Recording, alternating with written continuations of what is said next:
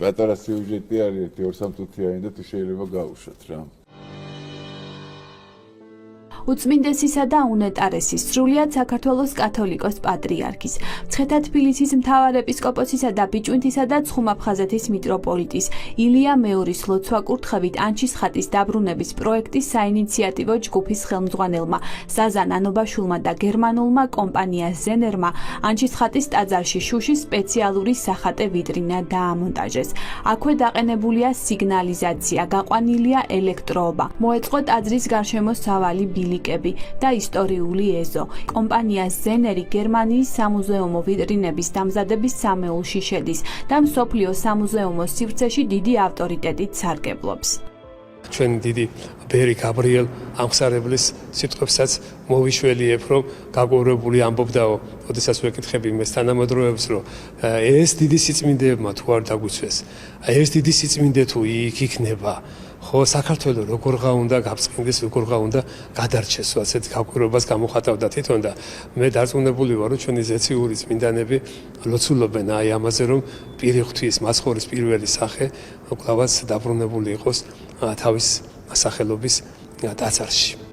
მნიშვნელოვანი ფაქტორი იყო, რომ სიწმინდე საეკლესიო სივრცეს მორგებოდა.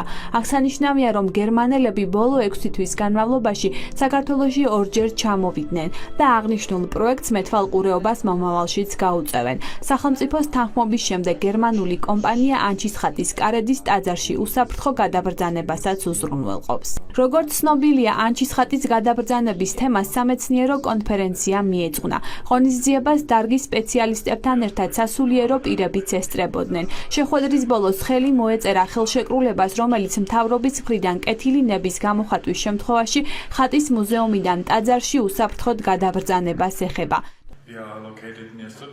ჩვენი კომპანია შტუტგარტთან მდებარეობს და მსოფლიოს მუზეუმებისთვის ვიტრინებს ამზადებს. ჩვენვე შევქმნით სახატე ვიტრინა ანჩის ხატისთვის. ეს უნიკალური ვიტრინა დამზადებულია უსაფრთხოების მაღალი სტანდარტით, ტყვია გაუმტარი შუშისგან, კლიმატ კონტროლისა და განათების სისტემით. ჩვენ გვაქვს დიდი გამოცდილება, ხშირად გვქონია ასეთ სიძველეებთან შეხება. ამიტომ მიგვაჩნია, რომ ხატის მუზეუმიდან ტაძარში გადაბრძანება ჩვენი ტექნოლოგიებით სრულიად უსაფრთხოდ მოხდება. ამავდროულად გარანტირებული იქნება ტაძარში მისი დაცვის პირობები. დიდი მადლობა ზაზან ანობაშულს და მის საინიციატივო ჯგუფს გაწეული დახმარებისა და თანამშრომლობისთვის. ანჩის ხატის ტაძრის ღვთისმსახურები მიიჩნევენ, რომ სიწმინდე ეკლესიაში უნდა დაბრუნდეს და ისევ იმ ადგილზე დაივანოს, სადაც საუკუნეების განმავლობაში იყო დაბრძანებული. ტაძარში მოღვაწე სასულიერო პირების განმარტებით, ანჩის ხატის უძველესი ტაძარი მზადაა სიწმინდე დაიბრუნოს იმ შემთხვევაში, თუ კი სახელმწიფოს მხრიდან ამის ნება იქნება გამოხატული. აღსანიშნავია, რომ ამ ეტაპზე ეკლესიის მხრიდან ყველა პირობაა შექმნილი იმისთვის, რომ ხატს თავისი პირვანდელი ფუნქცია დაუბრუნდეს და კვლავ ეკლესიის წიაღში დაივანოს. ბატონო ზაზა, რა მაინტერესებს, ისეთ არის კიდე მოსაზრება, რომ ეს გასაგებია და ეს აუცილებლად ადრე თუ გვიან ახსოვდება, დარწმუნებული ვარ ამაში, ისევე როგორც ყველა პატრიარქის, ესე ვთქვათ, ინიციატივა.